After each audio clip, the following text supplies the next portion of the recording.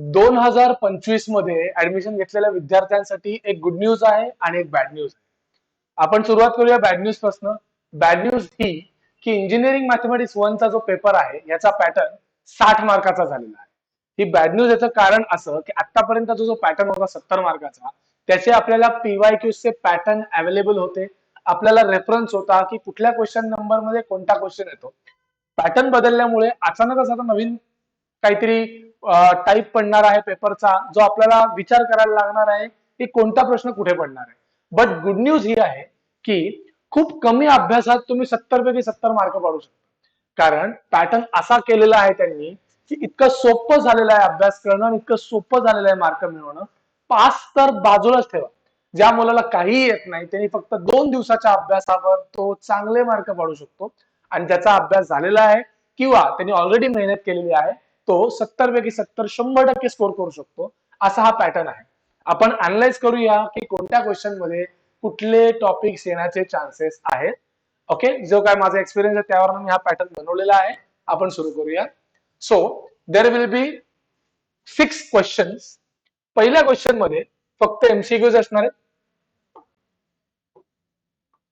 पहिल्या क्वेश्चन मध्ये एमसीक्यूज असणार आहेत. साधारण 5 ते 6 एमसीक्यूज असतील 2-2 मार्काचे किंवा 2-2-2-2 आणि 1-1 मार्काचे.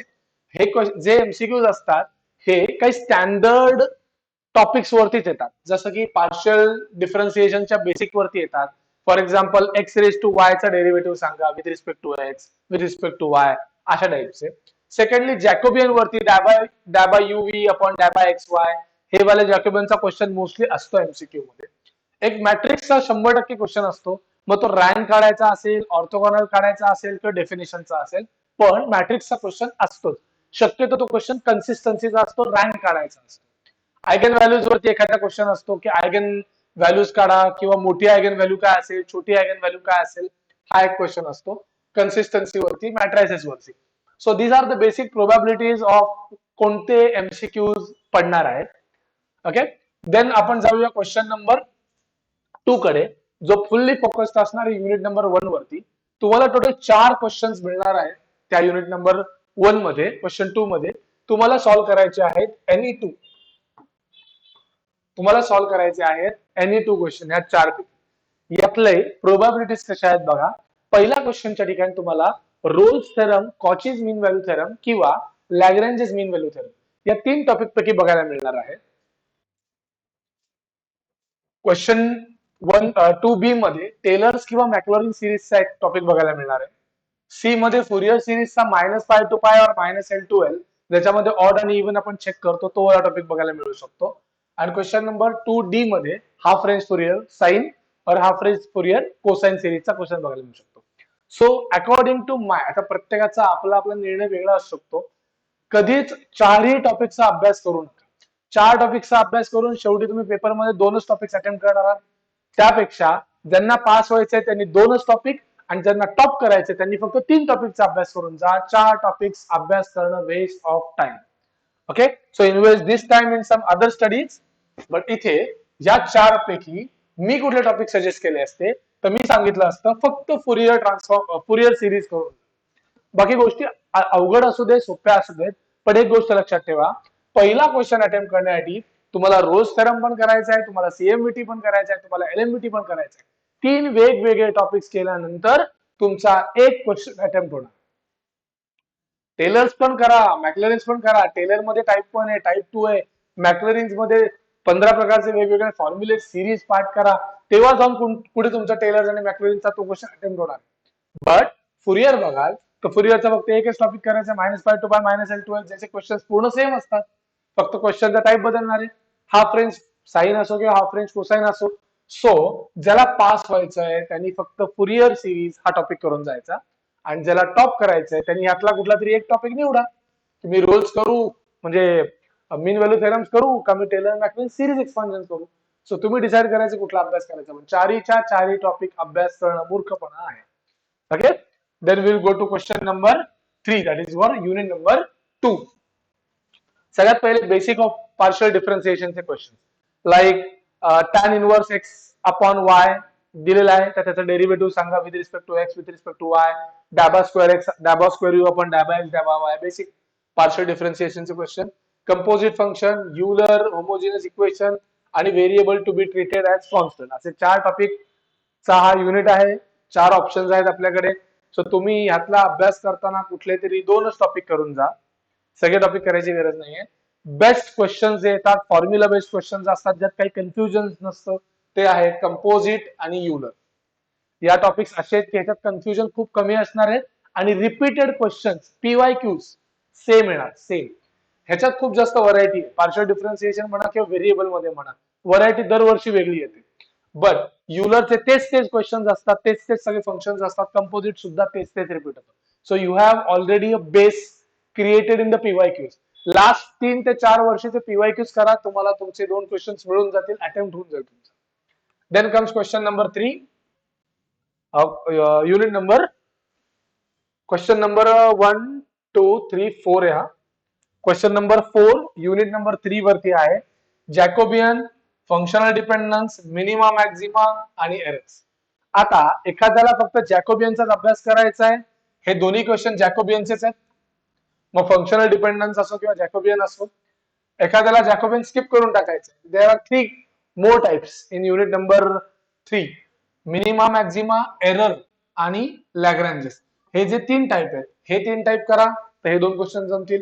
अख्खच्या अख्खा एक जॅकोबियन करून टाका, हे क्वेश्चन जमतील. आणि ज्याला टॉप करायचंय त्यांनी अख्खच्या अख्खं जॅकोबियन करायचं आणि या 3 पैकी कुठला तरी एक टॉपिक करून जायचा. माझं सजेशन आहे मिनिमा मॅक्झिमा करून टाका.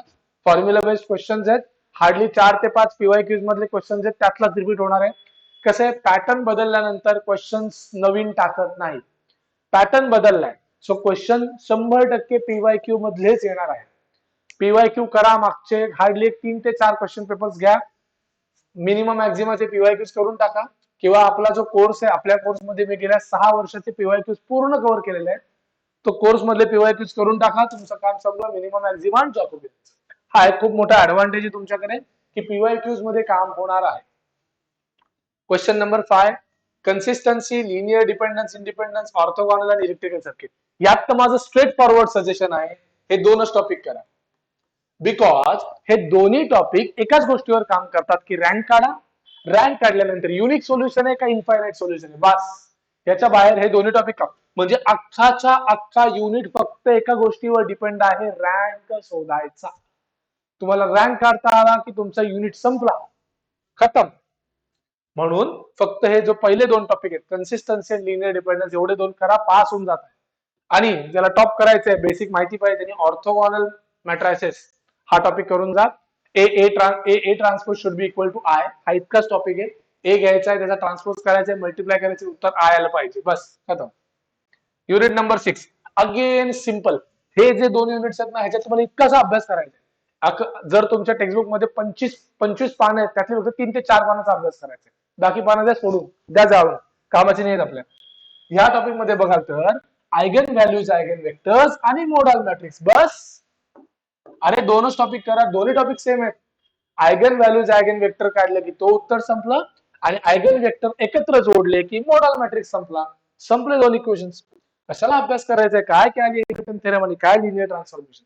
टॉप जरी करायचा असेल तरी सगळ्यात शेवटी अभ्यास करा. पहिलं तुम्ही निर्णय घ्यायचा आहे की मला प्रत्येक युनिट मधले ते 2 टॉपिक्स 100% जमतात.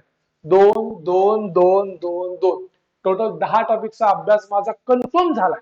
मग तुम्हाला टॉप करायचा असेल तरी तुम्हाला पास व्हायचं असेल, तुम्हाला पहिलं कन्फर्म करायचंय की मला 10 टॉपिक जमले. आता तुम्ही प्रत्येक युनिट मधला एक टॉपिक एक्स्ट्रा करा. हा मूर्खपणा आहे की मी पहिल्या युनिटचं सगळं केलं, मग दुसऱ्या युनिटला गेलो, मग अरे 70 पाडू शकत नाही तुम्ही. जर सगळ्या युनिटचं सगळं माहिती असेल ना, खूप जास्त कन्फ्युजन होणार आहे पेपरमध्ये की मी हा क्वेश्चन करू का हा क्वेश्चन करू. म्हणूनच बी क्लिअर अबाउट द टॉपिक्स, की पेपर उघडल्यावर मी हाच क्वेश्चन करणार आहे, तुम्हाला माहिती पाहिजे. आणि तो क्वेश्चन कुठला येणार आहे, तर PYQs मधला क्वेश्चन येणार आहे. पॅटर्न बदललाय, ऍडव्हान्टेज फुल्ली घ्या. पॅटर्न बदलल्यामुळे काय होतं, मनात भीती असते की काहीतरी वेगळं येणार, नाही येत वेगळं, PYQs येणार आहेत, इझी पेपर असणार खूप जास्त. ओके, सो बी शुअर की कुठला क्वेश्चन करणार आहे. आणि MCQs हातातलेच असतात. हाच जो अभ्यास करून जाणार आहात तोच अभ्यास इथे आहे, काही वेगळे नाहीये. फक्त रफ मध्ये थोडंसं सॉल्व्ह करायचं. 1 ला A. बरेच जण MCQचं उत्तर लिहितात की 1चं उत्तर जे काय असं नसतं. पटकन मार्क हवेत ना. क्वेश्चन नंबर 1, उत्तर ए, संपलं. क्वेश्चन 2 उत्तर बी, क्वेश्चन 2 उत्तर सी, जे असेल ते खतम. काही उत्तर लिहायचं नाही, वेळ वाचवा. Okay, so this is the paper pattern I have analysed for 60 marks pattern. प्रत्येक क्वेश्चन 5-5 मार्काचा असणार आहे, 5-5 मार्काचा. सो प्रत्येक युनिटला 10 मार्क आहेत, 10 10 10 10 10 50 मार्क आणि 10 मार्क एमसीक्यू चे. 60 मार्काचा हा पेपर आहे. खूप जास्त इझी राहणार आहे सगळं. तुम्हाला सगळ्यांना ऑल द बेस्ट. काही डाऊट असतील तर नक्की कमेंट करा. Thank you so much.